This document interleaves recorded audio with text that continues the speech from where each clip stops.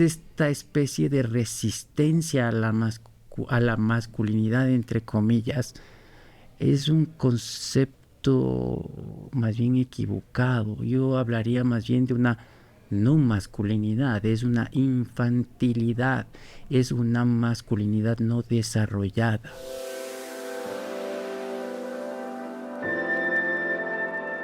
Hola, ¿cómo estás? Yo soy Gabriela Vivanco y esto es Focus, un podcast de la hora, un espacio para entendernos un poco más. Hoy queremos explorar al hombre moderno, a la masculinidad contemporánea, los estereotipos, quizá alguna crisis escondida o un poco obvia, todo lo que conlleva vivir en este mundo hiperconectado y muy conflictivo, y la importantísima relación entre el hombre y la mujer. Para eso hemos invitado al psicólogo Daniel Reyes. Él es máster en psicoterapia, nos acompaña hoy. Daniel, ¿cómo estás? Hola, ¿cómo estás? Muchas gracias por invitarme. Y saludos también a tu audiencia. Muchas gracias, Daniel. Quisiéramos empezar por los conceptos básicos. ¿Qué significa ser hombre hoy y qué es la masculinidad? Sí, esa es una pregunta grande de difícil respuesta, ¿no? El otro día veía que está de moda discutir qué significa ser mujer. Y se hacía un debate grandísimo sobre qué es ser mujer. Y claro, había respuestas desde el adulto o el adulto o la hembra madura sexualmente de la especie Homo sapiens, algo así, ¿no? Uh-huh. Y también claro, se usa a veces desde el punto de vista legislativo. En Europa oigo, por ejemplo, esto de la persona que menstrua. La persona que menstrua, y después hablaban de un tema más abstracto y terminaban en ser mujer es ser mujer. Es decir, se responde con la misma palabra, o ser mujer es quien dice ser mujer, lo cual no termina de... Tú no puedes contestar con la misma palabra lo que preguntas. Entonces se vuelve una cosa así muy complicada de definir, pero sí me llamó la atención. ¿Y cómo contestas que es ser hombre? ¿No? La Pero una es esa, qué es el hombre y la otra es qué significa ser ¿qué hombre. significa ser hombre, no? ¿Quién se plantea eso? No, lo más interesante es que yo creo que el hombre en este momento, hasta cierto punto, sí ha estado un poco... en este momento tiene tanto miedo porque ha estado tan juzgado que ni siquiera se toma esa pregunta como válida. ¿De dónde viene ese miedo?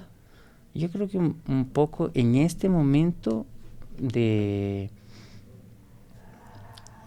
lo juzgado que ha sido ya hoy por hoy, de lo juzgado que ha sido el hombre y de lo culpable que se plantea a priori el ser hombre. Es diferente lo juzgado que ha sido, como dices tú, Ajá. la figura del hombre. La figura del hombre. No, yo creo que por pecados justos, ¿no? Errores, Sí me quizá. explico. Errores históricos, errores ciertos, eh, errores generacionales, en donde pagan también justos por pecadores. Por supuesto. El que juzga es la sociedad al hombre, la mujer al hombre y el hombre a sí mismo. El hombre a sí mismo, claro. Claro. Y el sistema legal. Que a mí me parece que nuestro sistema legal es hoy por hoy muy injusto. El otro día hablaba con alguien que me preguntaba, ¿por qué ser feminista está bien visto, pero ser machista está mal visto. Bueno, es que no es lo mismo, pues. No es lo mismo. ¿Qué es el machismo entonces hoy? Es que yo creo que lo entendemos muy mal. El feminismo de primera ola es absolutamente válido y reivindicativo. El machismo, como lo entendemos, nunca es válido. Nunca. Y nunca fue, ¿no? ¿Cómo se llama la reivindicación del hombre entonces? La reivindicación del hombre es igual que la reivindicación de la mujer. Yo creo que es derechos humanos, ¿no? Eres inocente hasta que se demuestre que eres culpable. Uh-huh. Es derechos humanos. O sea, hoy por hoy yo encuentro que los hombres, en esa reivindicación de los derechos de la mujer, hoy por hoy, y yo creo que con cierta razón,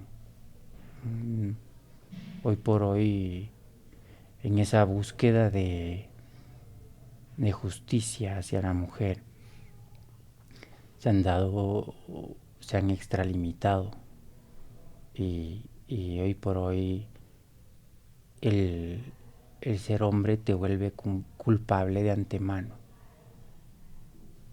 ¿Todavía? Todavía. Hay un tema de derechos que creo que es menos discutible, quizá un poco más claro. Uh-huh. Y hay un tema de roles Uh-huh. que es distinto a los derechos. Uh-huh. Es decir, creo que nadie, o a mi forma de ver, uh-huh, nadie debería discutir el tema de igualdad de derechos, por ejemplo, que todavía se está trabajando en, uh-huh, en la normativa, especialmente en países como uh-huh, aquellos de América Latina. Incluso en temas de divorcio, en temas de familia, uh-huh, en temas de derecho penal, ¿no es cierto? Uh-huh. Todavía no se llega a una igualdad de derechos. Uh-huh. Pero otra cosa ya es un poco las cosas más sutiles, que son las del día a día en la sociedad y en la uh-huh, familia, en lo laboral, los roles. Uh-huh. ¿Cómo ha cambiado el rol del hombre moderno, del hombre joven de hoy? Uh-huh. ¿Y cómo esto causa conflicto en la imagen del hombre? Es que el machismo es precisamente un distanciamiento del rol natural masculino. Porque el rol natural masculino es un rol protector, no maltratador. Y el machismo es maltrato. El rol natural masculino es un rol proveedor. Y el machismo es un abandono de tu rol de proveedor. O sea, el hombre machista generalmente condiciona en su rol de proveedor a la mujer. O sea, el machista te dice, si tú te divorcias, te dice, te coacciona y te dice, yo no te voy a dar para los niños. ¿Sí me explico? O sea, renuncia a ese rol de proveedor que es un rol masculino. Uh-huh. Eso es machismo. El machista renuncia a su rol de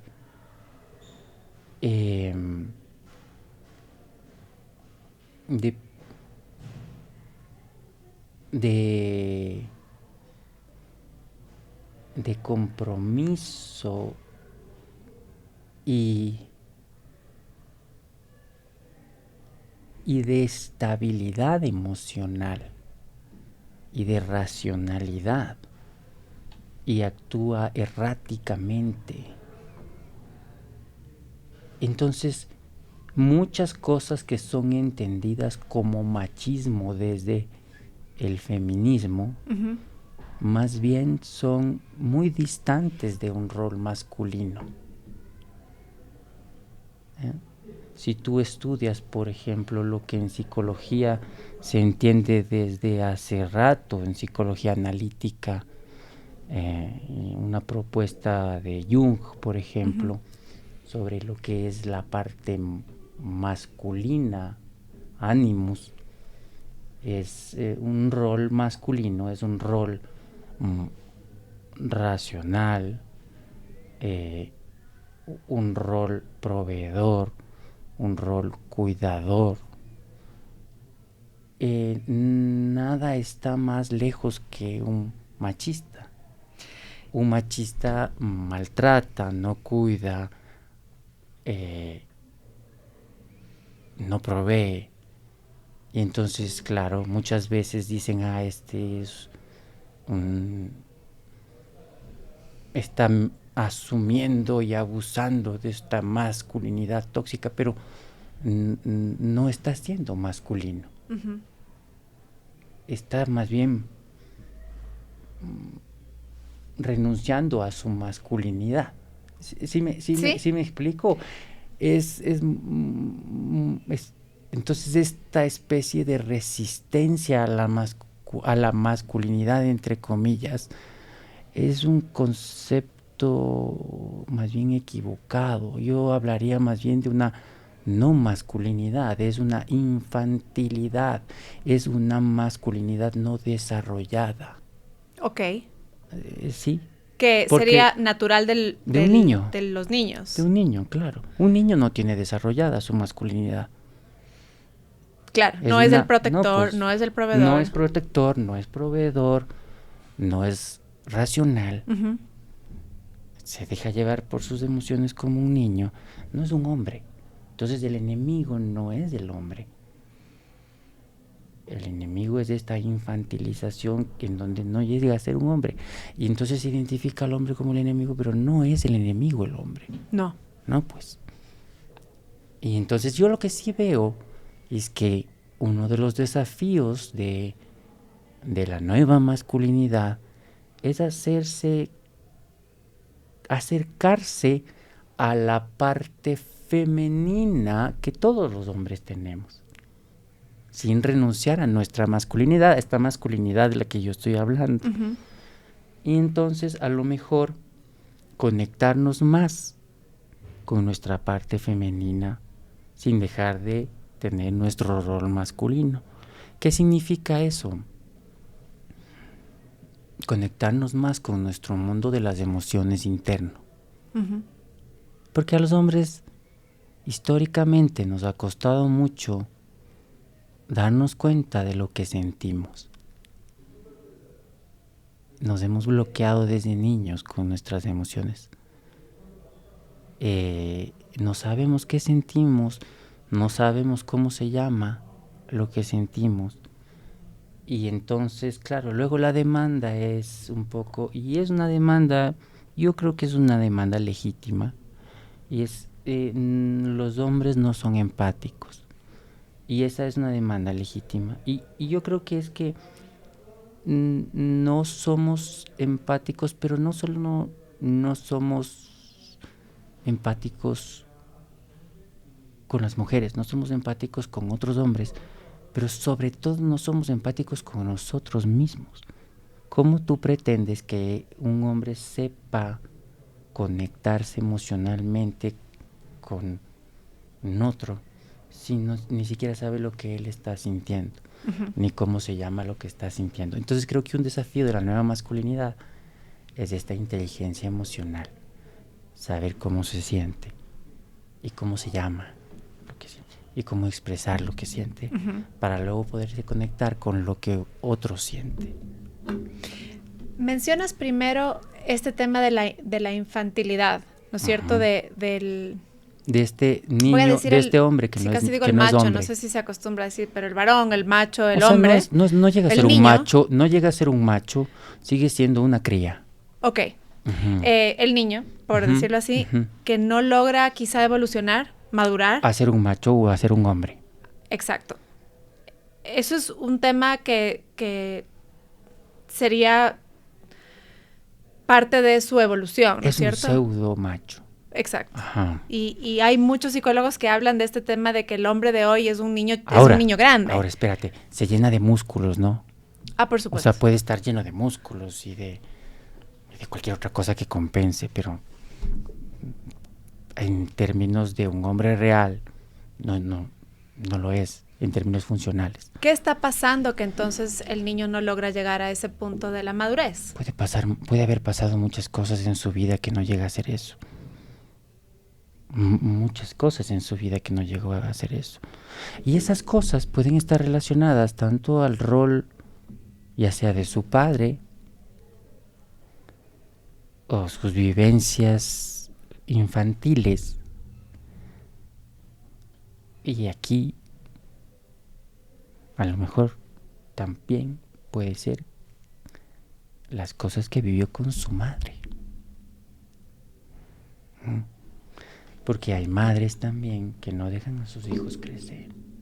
Y hay padres que no dejan a sus hijos crecer. Hay ausencias también de padres, de madres. Pero bueno, Es la vida. es la vida, ¿no? ¿Qué se Pero, hace hoy? ¿qué se hace hoy? Yo creo que todos los seres humanos tenemos un desafío enorme de crecer. Todos tenemos el desafío de crecer. Y tú me hablabas, cuando me plantearon ustedes el tema este de los incels, que yo sabía muy poco de los incels, que no me queda a mí la ¿cómo se llama el nombre así ya desglosado? Que son estos hombres célibes y solteros involuntariamente, ¿no es cierto? Es decir, les toca ser célibes y solteros involuntariamente y están resentidos con las mujeres porque les atribuyen la responsabilidad de su soltería y de su celibato a ellas, porque dicen que las mujeres básicamente son frívolas y malas y solamente escogen hombres con determinadas características físicas, económicas y de comportamiento, y eso reduce las probabilidades estadísticas de que ellos tengan pareja, hijos y encuentros sexuales. Y bueno, estos hombres están destinados al ostracismo y el abandono, y por eso están ellos muy resentidos con las mujeres, porque en teoría el 20% de los hombres tienen acceso al 80% de las mujeres, algo así es básicamente, ¿no? Y entonces no se hacen responsables de su incapacidad para acercarse a las mujeres, porque las mujeres son en teoría malas, porque no les escogen. Entonces, ¿a qué voy con esto? Cuando tú tienes una teoría en donde responsabilizas a un otro sobre tu fracaso y no te haces dueño y responsable de lo que te pasa a ti en la vida, no creces. Y todos tenemos la responsabilidad de crecer. Entonces tú me dices a mí, ¿qué hago con este hombre niño? ¿Qué se hace con este hombre niño? Bueno, el gran desafío del ser humano es señalarse, dejar de hacer esto y comenzar a hacer esto. Eso no quiere decir que todo lo que te pasa en la vida es culpa tuya. No, pero sí cómo respondes. ¿O no? Hay gente con mala suerte también. Pero en cierto grado, tal vez en un 5%, lo que te pasa sí tiene que ver contigo. En un 100% puede ser. en un 1%, pero de ese 1% te puedes hacer cargo y crecer. Y es una oportunidad para crecer. Entonces estos hombres incels, ¿no? De estos célibes por obligación, no se revisan a sí mismos. Pasan diciendo que las mujeres son malas y tienen estas ideas machistas y que llegan a ser violentas y se reúnen en comunidades virtuales y como para cada ser con dolor, hoy por hoy hay una secta virtual que lo acoge. Es verdad. Y lo alimenta, ¿no? En este tema de los incels, conversábamos de esto justo antes de empezar. Yo no me había topado con el concepto hasta que vi esa serie de Netflix, Machos Alfa. No he visto, ¿no? Que es muy chistosa, pero realmente te da un espejo a muchas de estas ideas y conceptos del hombre moderno. Y realmente a mí me pareció genial y yo sí recomiendo porque me pareció muy interesante. Jordan Peterson, que es este psicólogo canadiense, a mí me parece un filósofo de la masculinidad moderna. Las feministas le detestan, ¿no? Las feministas le detestan. Creo que también ha habido toda una serie Les toca la herida. Fíjate que yo cuando empecé a escucharle a él, a mí me mandó una persona que me bulea por llamarme feminista. Y me dice, tienes que oír esto. Y a mí realmente me llegó al alma y me ofendí un montón. Y luego seguí escuchando y realmente le consumo un montón. Y tiene unos conceptos muy interesantes y bastante claros. Yo tengo un amigo filósofo que dice que cuando tú lees algo y te molesta, ahí es. Hay que seguir leyendo, estoy totalmente de acuerdo.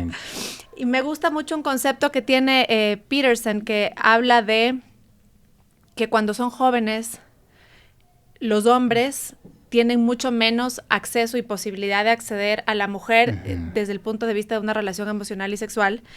En cambio, las mujeres jóvenes quizá no acceden a la pareja que quisieran o que idealizan o que les parecería ideal para el futuro de su vida, pero sí se les hace más fácil acceder a un hombre en general. Y casi, no siempre, pero a un hombre de su elección, ¿no es cierto? Un hombre de su preferencia. Lo que no les pasa a los hombres jóvenes. Porque además, obviamente, la mujer es un poco la puerta de la relación sexual. Lo que pasa es que cuando tú, en la investigación científica, cuando tú le preguntas cuáles son las cualidades que más busca un hombre, una mujer en un hombre, es interesante porque de las primeras que aparece en las mujeres está la estabilidad emocional, la estabilidad económica, la estatura. Ok. Es muy interesante. Entonces, los que no somos tan altos estamos medios complicados.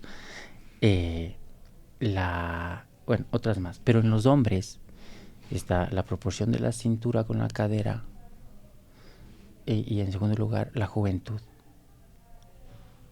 Entonces, para una mujer joven las cosas se hacen más fácil. Ajá. Y entonces él dice que, por ejemplo, esta frustración del niño, ¿no es cierto? Y el adolescente es bastante natural y él la llama la mayoría infeliz, ¿no es cierto? En el sentido de que dice, la mayoría de los jóvenes pues están en esta búsqueda de pareja, de relaciones emocionales, están muy sexuales. Frustrados sexualmente. Y están muy frustrados.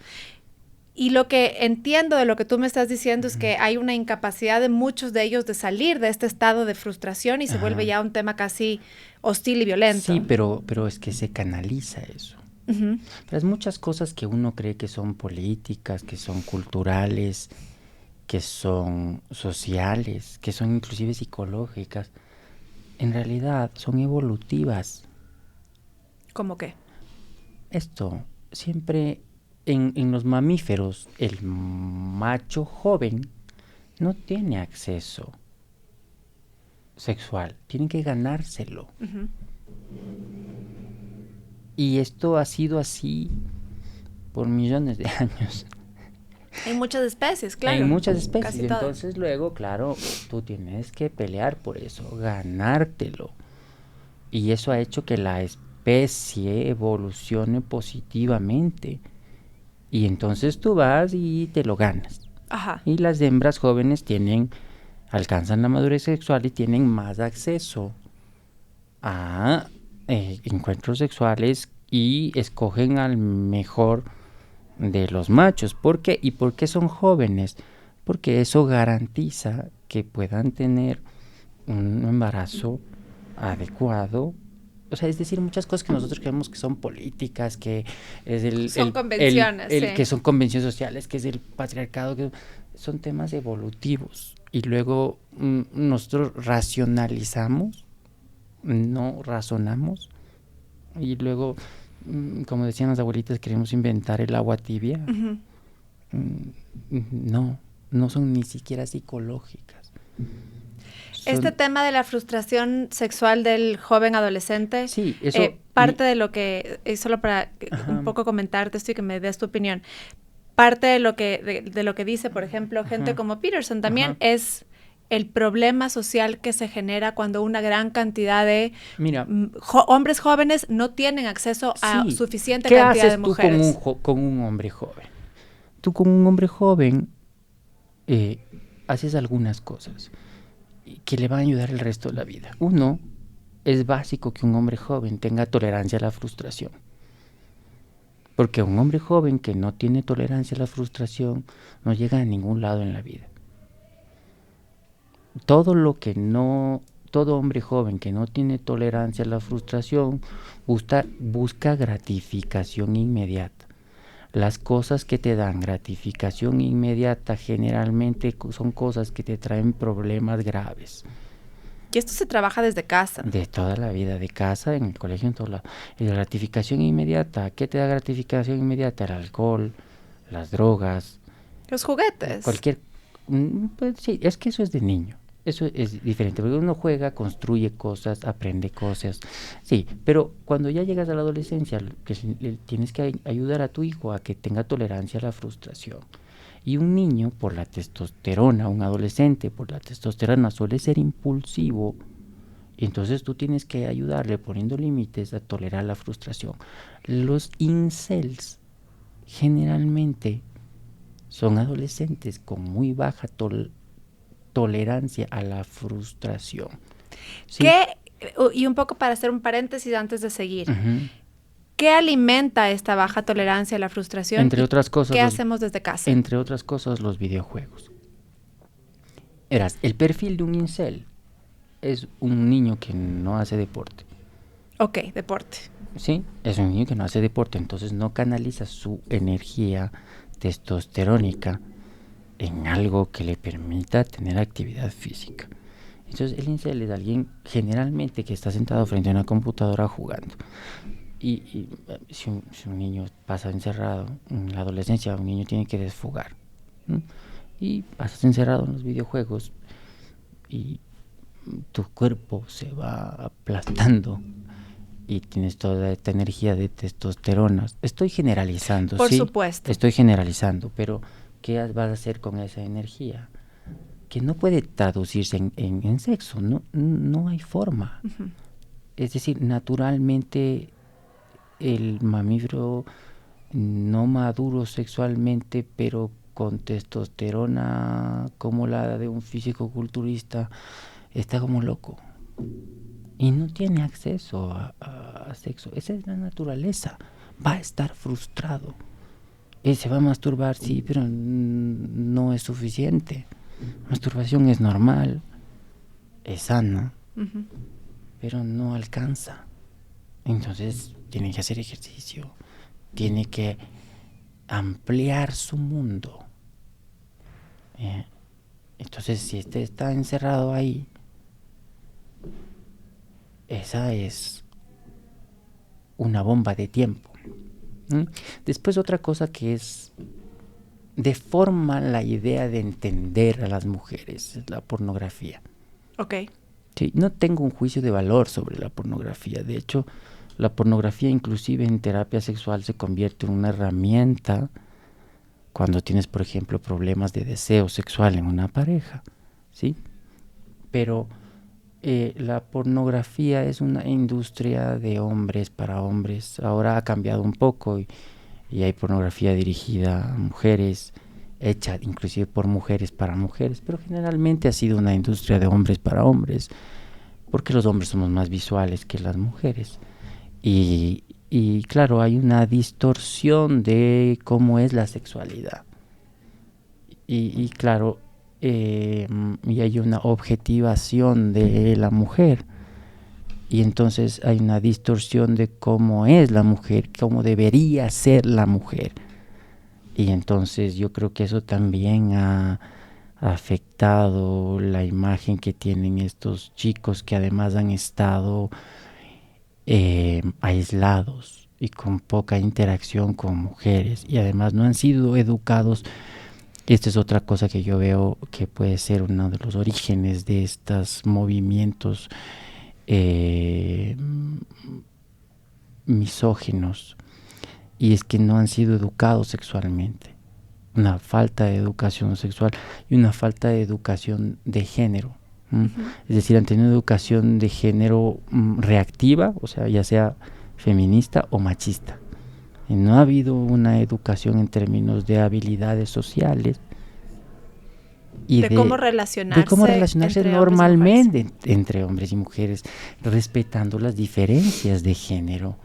Y para eso nos faltan espacios de interacción. Yo creo que sí, nos faltan espacios de interacción natural, en donde se respete las diferencias.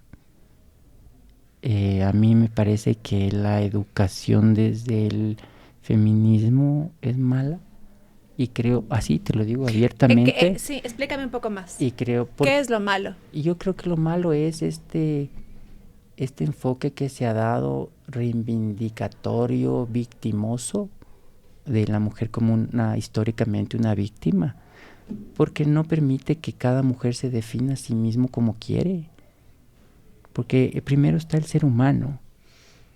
Yo creo que la idea es que un hombre pueda conocer a una mujer desde su identidad de persona y no desde su género. Porque yo creo que un niño tiene derecho de ir y decir: hola Gabriela, ¿cómo estás? Y ella le diga a él: bien, Daniel. ¿Y qué te gusta hacer?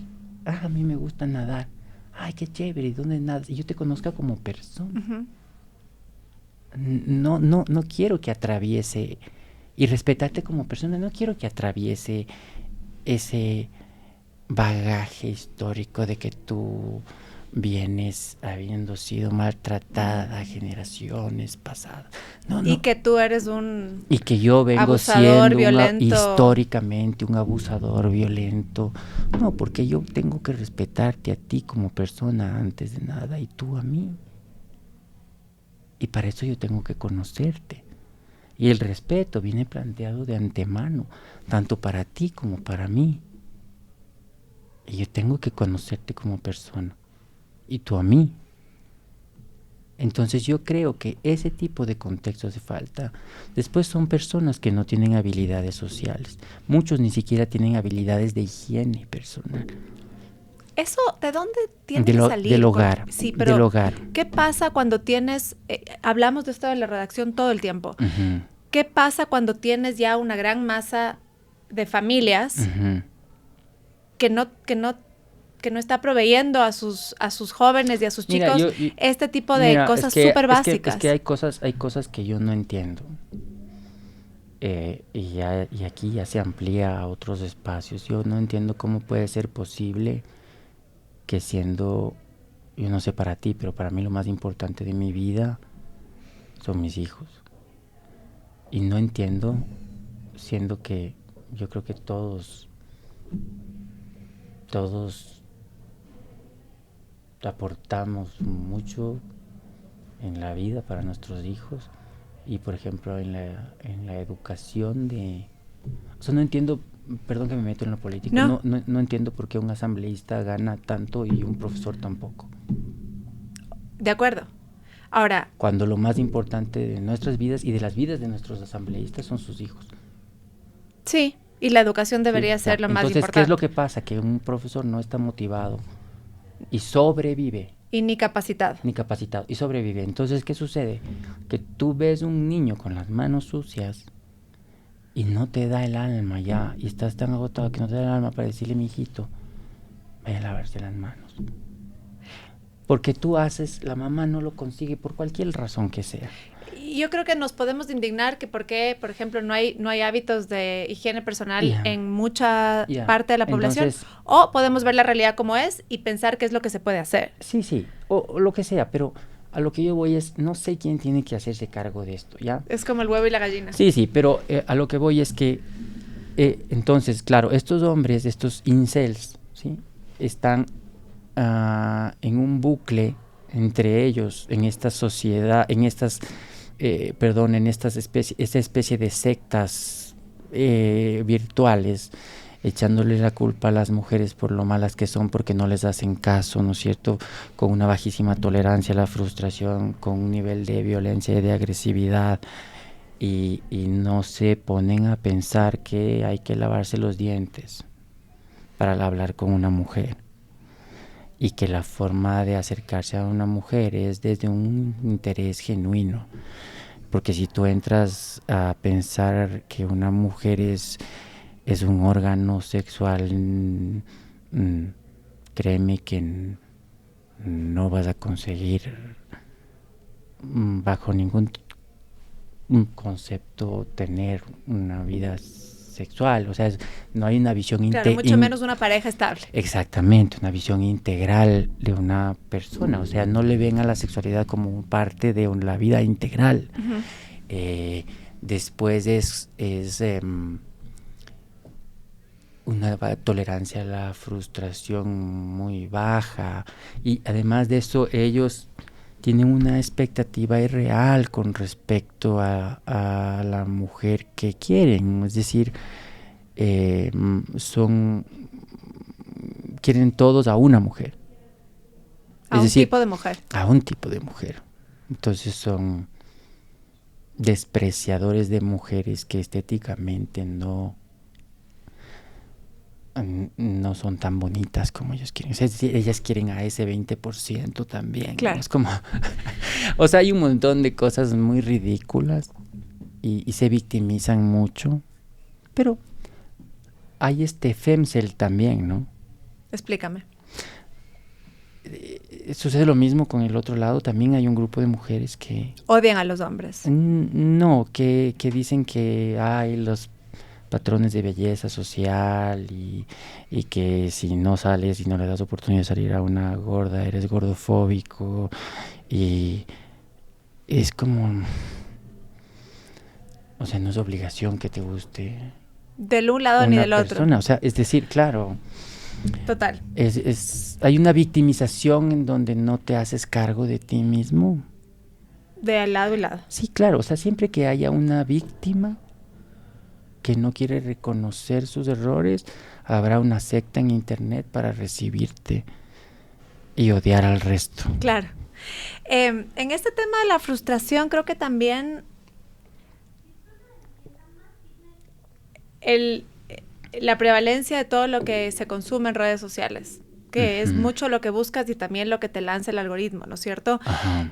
Creo que también alimenta esta idea de que las cosas son fáciles, ¿no es cierto? De que el éxito es fácil, de que el buen cuerpo y el músculo es fácil, de que el dinero es fácil, la belleza es fácil. Decláralo y lo tendrás, ¿no? Es manifiéstalo y decrétalo y lo tendrás, y estás acostado decretándolo, scrolleando, y no va a suceder, ¿no? Y no va a suceder, o sea, porque te va a requerir un montón de esfuerzo. Yo quiero ser Miss Venezuela, pero soy hombre, mido 1,68 m, tengo 45 años. Puedo decretarlo de rodillas, ¿no? No va a pasar. No va a suceder. Y entonces, esta tolerancia a la frustración. Creo que también entiendo, y explícame tú cómo lo ves quizá en tu práctica también. Se acompaña de toda una serie de, no sé, factores sociales, económicos y culturales que han hecho que, por ejemplo, la mujer quizá atrase su interés de casarse, de encontrar una pareja estable. Pasa más en las ciudades grandes que en las ciudades más pequeñas, y entonces también alimenta esta falta de acceso de los hombres a una pareja estable quizá, pero es algo que no va a cambiar. Con lo cual, ¿cómo concilias entonces esta que en muchos sentidos, y no sé si es un estereotipo, y dime si me equivoco, lo estoy leyendo mal, pero hay una gran cantidad de hombres infelices? No sé si son más que las mujeres, pero hablábamos de las cifras de suicidio, que son predominantemente masculinas. Eso puede tener muchas explicaciones, ¿no? Sí, yo no sé si adjudicarle la cifra de suicidio al hecho de que no sabría decirte. Yo creo que es muy atrevido adjudicarle a cualquier tema una causalidad. Es decir, yo creo que el suicidio y el hecho de que haya aumentado el suicidio tiene un origen policausal, ¿sí? Pero las presiones definitivamente son más grandes. Yo creo que puede tener un origen en todas las demandas que hoy por hoy hay para el hombre. Pero sí, yo sí creo que es difícil. A ver, entonces el otro día escuchaba, ¿no? En una reunión social, ¿no? En el consultorio, que una amiga mía decía, es que ahora las mujeres quieren, los hombres no aguantan, tienen miedo de las mujeres empoderadas, ¿no? Ya. Y por eso no tienen. Dime más. Por eso no es difícil conseguir pareja, decía esta amiga mía que está soltera. Y empoderada. Y ella dice que es empoderada. Y yo le decía que no tienen miedo, tienen pereza. Mucho trabajo. No, lo que pasa es que la ternura es una cosa que los hombres valoran mucho. Y el empoderamiento se confunde. No es... A veces se cree que estar empoderada es renunciar a la ternura. Y a esa parte femenina, ánima, que se valora mucho, la intuición femenina, que se renuncia a veces por esa racionalidad excesiva, ¿sí? Que llega a ser intransigente. La ternura, la intuición, ese tema de abarcar emocionalmente y de ser acogido, que no se pelea con la parte empoderada, racional, sí, productiva. Productiva, no está peleado con eso, pero tú no puedes renunciar a tu feminidad porque un hombre, así como te decía que los hombres tenemos que desarrollar emocionalmente para poder empatizar, para poder volvernos también, y ese es el desafío de la nueva masculinidad. Yo creo que el desafío de la nueva feminidad está en poder ser empoderada, racional para trabajar y otras cosas más, pero sostener esa parte tierna, intuitiva, acogedora emocionalmente, tierna, y no ser devorada por esta demanda de ser empoderada, ¿no es cierto? Porque no es que nos da miedo, cansa, da pereza. Y entonces se enojó mucho conmigo porque le dije que no es que da miedo, es que da pereza. Se fue muy brava conmigo. Pero es así. Porque en algún momento necesitas ser acogido y abarcado. Y no renunciar a esa parte. Y ser devorado por el lado. Por eso ese tema de la deconstrucción del hombre, a mí no me gusta mucho, porque no somos un Lego. Además que o se sea, el desarma. concepto de deconstruir implica construir otra cosa. No tienes que deconstruir, porque tú te construiste bien. ¿Siempre te construiste bien? No. No, pero sí venimos armándonos desde hace siglos y hemos sobrevivido como especie. Y el que sobrevivió de alguna manera sí sobrevivió por algo, pues. Y más o menos el que no hacía muy bien las cosas sí se iba muriendo, pues. Claro. ¿No es cierto? Sobrevivía el más fuerte. No el más fuerte necesariamente, el mejor adaptado. El mejor adaptado. ¿No es cierto? Sí. Ya, y entonces también se van quedando los que no. Y hay muchos que no funcionan bien, ¿no es cierto? Y yo no digo que estamos todos bien y que no hay cosas que cambiar. Todos tenemos, por eso te decía que tenemos que regresarnos a ver y crecer. Sí. Pero ese tema de coger y desarmar porque todo está mal es como inventarse el agua tibia. Sí. Yo creo que sí hay que mejorar un montón de cosas. Sí, pero no todo está mal. Pero no coger y desarmar como un Lego para volver a inventar cualquier cosa.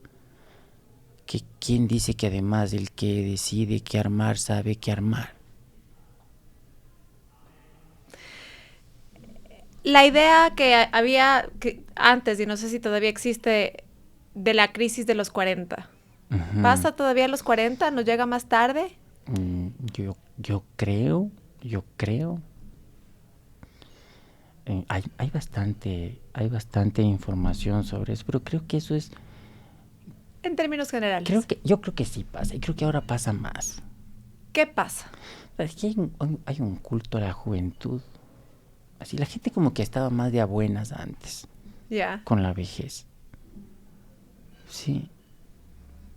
Y con las redes sociales hay un culto así a ser joven como... Y nadie quiere aceptar su barriga en paz, ¿no? Ni tus canas están... Me gusta... Cuidado con mis canas. Me gusta el culto a tus canas y hacerse de a buenas con las canas y con la barriga y con las arrugas y envejecer con dignidad y aceptarla de alguna manera, que los años vienen también con cosas buenas, ¿no? Pero son cosas que no se ven y estamos en una época en donde nadie quiere profundizar nada. Todo el mundo quiere solo ver rápido. Y esa crisis se traduce a la familia, me imagino también, a la pareja. A la pareja. ¿Cómo se prepara uno y cómo se lidia con eso? Yo creo que regresando a ver a lo importante. Sí. Es difícil, ¿no? Y sobre todo siendo consciente de que estás ahí y viviéndolo con un poquito de humor, ¿no? Viviéndolo con un poquito de humor, riéndote un poco de ti mismo. A mí me dio un poco más joven. Yo ya me compré la moto, ya vendí también. Ya me compré la moto, ya vendí. ¿Qué más? Y en las mujeres es un poco más evidente porque viene acompañado de cambios hormonales. Uh-huh. Sí. Que además creo que tampoco como sociedad no estamos lo suficientemente informados para entender qué onda con la menopausia. No nos educan para nada. La educación sexual y de desarrollo psicosexual es pobrísima. Nos enseñan 4 cosas, nos enseñan mal, nos enseñan punitivamente, nos escandalizan para prohibir. es como todo mal, no nos explican nada. Y no nos explican nada. Además hay un miedo brutal a que, cuidado, a mis hijos les llegue la información, pero nos olvidamos que todo lo tienen en internet y además chueco. Y mal, claro, claro. Y la información es todo mal. Es como, no, cuando le encuentras a un adolescente viendo porno, es como para sentarse y decir, verás, hijito, que no es así. Pero primero la encuentras o ya le habías contado. O sea, en teoría debías haber hablado con él. Cuéntame. Pero si es le que encuentras, te sientas y le dices, hijito, verás que no es así, ¿no? Claro, primerito. Porque, hijo de madre, si vos crees que es así, chuta. En temas de educación sexual, que es un tema recurrente en esta conversación, obviamente a grandes rasgos, porque ese sería un tema de una conversación completa. Claro. ¿Cuáles son las cosas que no pueden faltar? ¿Y a qué edad más o menos son las cosas que por ahí tú ves, quizá entre tu práctica con tus pacientes? ¿Qué se nos olvida a los padres? ¿Qué ignoramos? ¿Qué es que yo creo evitamos? Que eso debería ser una constante, porque a cada edad hay un tema que tratar. Pero yo te estoy hablando de hasta los 50. No, total. O sea, la menopausia es una cosa... Es una... o sea, en la menopausia te tienen que decir. Sí, sí. ¿Qué te va a pasar? O sea, ¿por qué el otro día me topé con una paciente que me decía, dígame por qué estoy loca? Yo le decía, no estás loca. No, sí estoy loca. Quiero solo pelear. Ok. Quiero solo pelear. Hay que saber qué esperar primero. Claro. Y te tienen que decir. O cuando tú ya le ves ahí, los mexicanos tienen un término que a mí me parece chistosísimo, y que es chavo ruco. El chavo ruco es cuarentón hecho el joven. Ya. Que me parece lindísimo, que es este cuarentón hecho el joven, que en realidad está viviendo este déficit. Seguramente es un déficit hormonal. Que también pasa en los hombres, claro, y de lo cual sabemos aún menos que el de las mujeres. Sabemos aún menos, pues, y entonces, claro, seguramente ya se siente su panza y se ve ya viejo y todo, y te genera una inseguridad brutal, y además como los hombres hemos sido educados con una deficiencia de inteligencia emocional terrible, no podemos expresar nuestra inseguridad, y entonces hacemos unos acting outs terribles y nos cortamos el pelo como si fuéramos jóvenes y al gimnasio, sí. y la moto, ¿qué te digo? Y la novia de 20 años. Y he hecho el chévere con la novia de... Eso también tuve yo, novia joven también, claro. O sea, todo mal, ¿no? Cuando viene un hombre con esta no sé, en le estas dices, circunstancias. Tranquilo, ¿no? O sea, todo va a estar bien, tranquilo. Hay cosas que son igual buenas, ¿no es cierto? Eres un hombre más sabio, más profundo, más inteligente. Hay cosas buenas en tu vida. Igual eres interesante, atractivo. Las mujeres no te están viendo los bíceps, ¿no es cierto? ¿Verdad? Porque es chistosazo, porque a algunos les crecen los bíceps y ya andan ahí a los 40, un poco patético. A los 50 los bíceps así. Bueno, o sea, todo bien, ¿no? O sea, todo bien, pero... No, pero es un poco raro. Sí, y no pasa necesariamente por ahí. Diga que no pasa por ahí. Sí, no pasa por ahí. En el tema de encontrar tu pareja, porque ya y se nos va acabando el tiempo, pero hablamos de los incels en este dificultad que se tiene por un montón de razones, una de las cuales es esta incapacidad para lidiar con la frustración, ¿no es cierto? Y luego pues ya se descubrirán a sí mismos y encontrarán, yo siempre digo, cada quien tiene su superpoder, ¿no es cierto? Y ojalá lo encuentres y lo desarrolles. Es que lo malo es que hay gente herida, muchos de ellos tienen atrás, y los líderes de esta gente son gente que ha estado muy herida por mujeres y por esto. Y para poder sostener su autoestima necesitan este ejército de personas heridas también o inseguras que van apalancando su teoría. ¿Cómo sales entonces? Digamos que estamos hablando a una persona que se encuentra en esta situación de iras, ¿no es cierto? De miedo, de rechazo, ya sea a los hombres o a las mujeres o a cualquier otra cosa. ¿Qué es lo primero que tienes que hacer para lograr salir de esto? Verás, yo creo que el enfoque no está en trabajar y hablar de la posibilidad de tener o no tener pareja.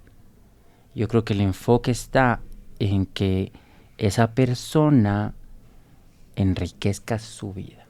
¿Y para eso tienes que haber encontrado o tener un propósito? No necesariamente un propósito, sino comenzar a hacer que esa persona tenga estímulos y busque enriquecer su vida con estímulos y cosas que le hagan crecer.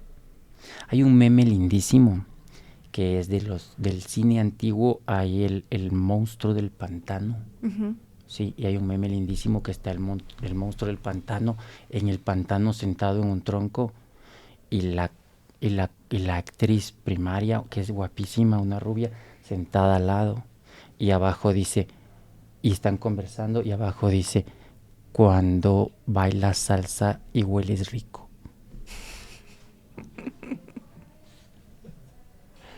Y entonces es un poco por ahí. Es decir, a lo mejor tiene que aprender a bailar. No. Cuando tú comienzas a enriquecer tu vida y tu autoestima comienza a crecer. Y esta es gente que está muy preocupada de lo injusta y mala que es la vida y no preocupada de crecer ellos como personas. Sí. Y también de resolver heridas del pasado. Y también de mejorar su autoestima. Y cuando tú pasas peleándote con la gente, con la vida, no estás resolviendo heridas viejas del pasado. Y pasa lo mismo con las mujeres, ¿no? Por supuesto. Es decir, si tú rascas un poco en la vida de un montón de mujeres feministas, muchas veces encuentras heridas de padres, de exparejas que les hicieron mucho daño. Y es triste decirlo, pero a veces inclusive, o sea, te digo, de exparejas, de divorcios dolorosos, de inclusive mujeres que estando casadas, siendo feministas en su matrimonio actual, son maltratadas. Y puertas para afuera son activistas feministas. Y en caso de hombres que están en estos grupos de incels, tienen historias muy duras con sus madres, con rechazos en la época de la adolescencia, que es una época donde estás formando tu identidad, amores no correspondidos, y es tan doloroso que regresarse a ver implica revivir el trauma. Entonces el trabajo es un trabajo muy delicado, porque es como esas heridas de guerra que te vienen trayendo un soldado después de una batalla terrible, vendado así como se pudo, y tú tienes que ir retirando con mucho cuidado las vendas porque está muy infectado, muy sucio, muy roto. y le duele mucho. Y vas quitando cada trocito de carne podrida y vas limpiando con muchísimo cuidado para que no sufra más. Y se quiere ir. Claro, dice ahí nomás. Pero el primer paso es... Tienes que ver. Empezar a ver. Y el primer paso es llegar al médico, ¿no? Tienes que ver. Tienes que ver. Para las personas que ven que algo quieren cambiar o ya están en ese paso de ver hacia adentro y decir, bueno, voy a empezar. Uh-huh. Ideal si pueden acceder a un profesional. Ahora vamos a dejar también dónde te pueden encontrar, pero ¿qué tipo de recurso, quizá un libro, quizá algo que les recomiendes leer para un poco empezar a explorar? Para comenzar a explorar. ¿Para comenzar a explorar qué? Empezar a tener el valor de conocerte primero. De revisar qué te duele. Ajá. Es difícil recomendar un libro. A mí cuando me dicen recomiéndame un libro, es difícil porque el libro siempre va a ser entendido en la perspectiva en la que vives. En la caja en la que tú vives. Ajá. O sea, nunca vas a poder ver fuera de tu caja. Ok. Para ver fuera de tu caja, tienes que tener a alguien afuera o tienes que salirte de tu caja. Entonces, claro, tú me hablas de Jordan Peterson y me dices que te jodió y tuviste el valor de seguir leyéndolo. Hace unos años yo cité a Jordan Peterson en una página y me atacaron. Ah, por supuesto. Sí, y me atacaron, pero yo no estaba hablando yo estaba citando a Jordan Peterson. Y me ayudó un amigo mío que vive en Suiza y nos divertimos. Pero no estaba hablando, estaba citando a alguien. No, y es difícil leer lo que uno no quiere leer y peor leer con lo que uno no está de acuerdo. Claro. Tú no tienes idea cómo me ha costado a mí leer. ¿Qué? Libros de izquierda. Pero lo he hecho. Pero es importante. Sí, lo he hecho. Hay ¿Y sabes qué? ¿Y sabes qué? Me cambió la perspectiva. Y me ayudó, por ejemplo, a entender que el libre mercado en financiero y la especulación financiera es muy mala para el desarrollo de un país porque no permite el crecimiento de la clase media. Entonces me botó un poco hacia el centro. ¿Ves? O sea, yo creo que siempre el crecimiento implica que te duela un poco. Sí, y quizá exponerte a cosas que te sacan de tu zona de confort. Claro, te tiene que doler.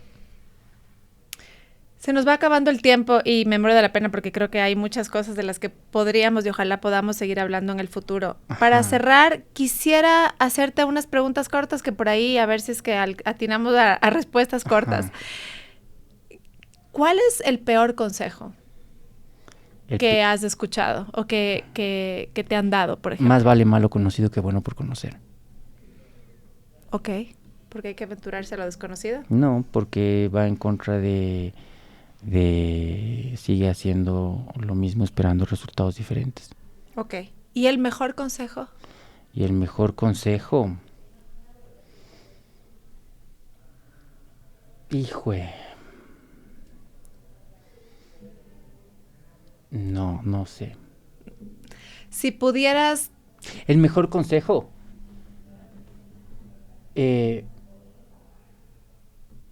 no te puedo decir, pero seguro viene de Sócrates. Ok. Ajá. Vamos a leer a Sócrates entonces. Sí. Si pudieras dictar una norma... O Diógenes. Ok. El cínico, sí. De cualquiera de los dos. Ajá. Bien. Ajá. Si pudieras dictar una norma, una regla de vida por la cual deberían regirse fijo todos tus pacientes, ¿Cuál sería? Fijo, todos mis pacientes, el cambio chiquito es importante. Bien. ¿Dónde te pueden encontrar aquellos que quieren saber más de tu práctica, de ti, y quizá hacerte alguna consulta?